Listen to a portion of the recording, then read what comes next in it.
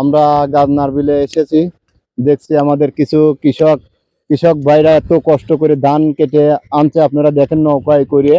এদিকে শুধু পানি হয়ে গেছে, কয়েকটা ট্রলারে মধ্যে করে এই নৌকায় পার করে এখানে রাস্তার মধ্যে নামায়া এখান থেকে আবার ঘোড়ার গাড়ি বা ভ্যান বা অটো রিক্সা যেটাই বলুক না কেন এখান থেকে আবার নিয়ে যাচ্ছে।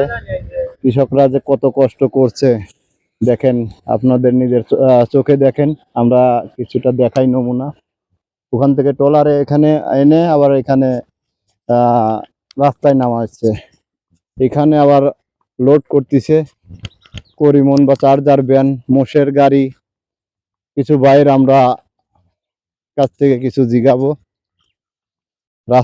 রাস্তার বেহাল দশা দেখেন, বৃষ্টি এসে রাস্তায় এখান থেকে একটু দূরে গেলে পরে ওখানে পাকা রাস্তা, কিন্তু ঘোড়ার গাড়ি বা মহিষ এখনো আছে। এখান থেকে নিয়ে কত যে কষ্ট হয়। এই মহিষ, এই যে দুইটা মহিষ আসছে, এই মহিষের গাড়িতে করে আবার এই টেনে নিয়ে যাবে যার কৃষকের বাড়িতে। আসলেও মোষেরও অনেক কষ্ট হয় এই কাদার মধ্যে থেকে নিয়ে যেতে। দেখি একটা ভাই আসছে। সালামু আলাইকুম কাকা, কিছু কথা জিজ্ঞাসা করিয়া। কোথা থেকে আসছেন? ও, ধান আনতে। এই মোষের গাড়ি গাড়ি কই? গাড়ির সামনে অনেক পাহাড় না। ও, এখান থেকে ওই ওই ধানগুলো আবার মোষের গাড়িতে করে নিয়ে যায় বিলের মধ্যে।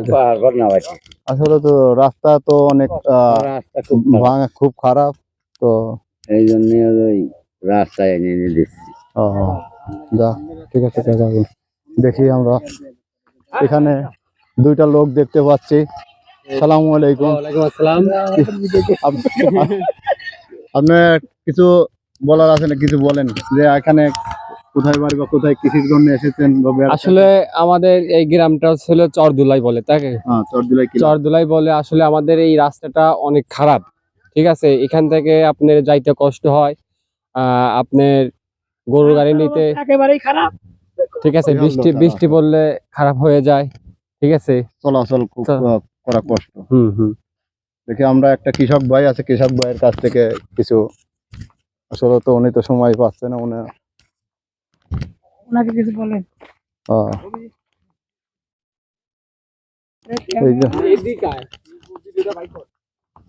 এই যে একজন ভাই দেখতেছি আমাদের গাড়ির মধ্যে এটা খেয়ার সাজাতেছে। সালামু আলাইকুম ভাই। গরম, একজন ভাই এখানেই মনে হয় গাড়ির এখানে ধান এখানে ই করলেন না,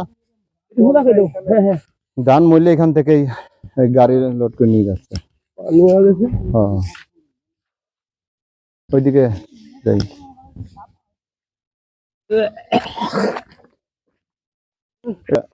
কাঁচা, এদিকে পাকা।